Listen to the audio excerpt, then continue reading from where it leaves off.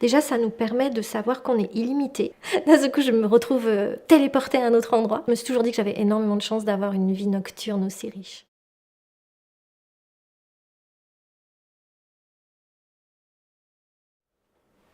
Alors quand on fait un voyage astral, en fait, c'est qu'on fait une sortie hors du corps.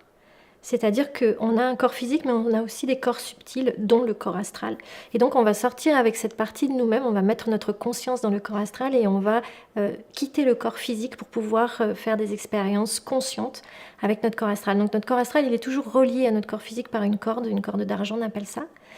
Voilà, cette corde, a priori, disparaît au moment de la mort, mais tant qu'elle est reliée au corps physique, on est toujours bien là, donc on peut faire des sorties hors du corps avec notre corps astral. Voilà ce que c'est.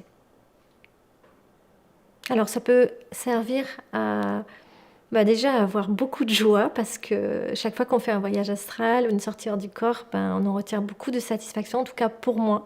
Même quand parfois j'ai vécu des choses, un peu étranges, j'en ai toujours ressorti une immense joie, donc voilà. Et puis, ça va aussi, bah, nous permettre, de visiter, on va dire, des endroits qui sont pas, accessibles, dans cette dimension, physique qu'on connaît bien. De rencontrer aussi des êtres, ben, qui ne sont pas dans cette dimension physique non plus.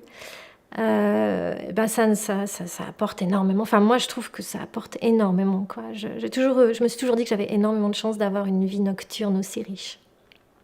Alors, les premiers voyages astraux que j'ai faits, les premières sorties hors du corps que j'ai faites, c'était, quand, j'avais 13-14 ans.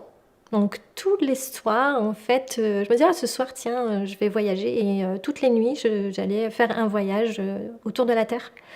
Donc comme ça, je suis allée à Los Angeles, voir la Grande Muraille de Chine, en Égypte, sur le Nil, enfin bon voilà, entre autres quoi. Et c'est qu'à partir de 20 ans que j'ai vraiment pris conscience que je faisais du voyage astral, heu, voilà. Mais c'est vrai que j'ai commencé à en faire, déjà à 14 ans quoi, 13-14. Alors, il y a vraiment plein de choses que j'adore faire, quand je fais du voyage astral. Il y a une chose que je fais, souvent, c'est léviter et voler. C'est super rigolo. Et ce que j'ai pu remarquer, c'est que c'est comme s'il y avait quelque chose qui a changé sur terre dernièrement, parce que c'est comme si on avait la possibilité maintenant de le faire ouvertement, sans se cacher, c'est rigolo. Comme si c'était autorisé de montrer aux autres qu'on avait cette capacité de voler et de léviter. Alors ça, bien évidemment, j'adore faire ça, quoi. Voilà. J'aime bien, alors c'est un truc qui est très amusant aussi, c'est passer à travers, les vitres, les murs, aller dans la matière. J'ai fait une expérience assez chouette un jour, c'est que j'ai été visiter un pied de chaise en bois. Ça paraît fou, mais on peut mettre sa conscience dans le tout petit. Donc je me suis retrouvée à visiter l'infiniment petit et l'espace moléculaire de cette chaise en bois. Et je me souviens que ça m'avait vraiment beaucoup plu, en fait, parce que c'était vraiment très, très différent de ce que je connaissais.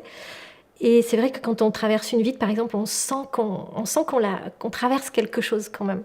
Alors oui, j'ai fait parfois de belles rencontres. C'est ce que j'aime aussi dans la sortie hors du corps, c'est qu'on peut rencontrer des êtres qui ne sont pas dans la dimension physique, donc qui vivent dans d'autres dimensions. Et j'ai rencontré comme ça des êtres non terrestres. Et c'est souvent des êtres qui sont empreints de beaucoup d'amour, dont le chemin j'ai envie de dire, les voies de sagesse et de guérison sont vraiment basées sur l'amour.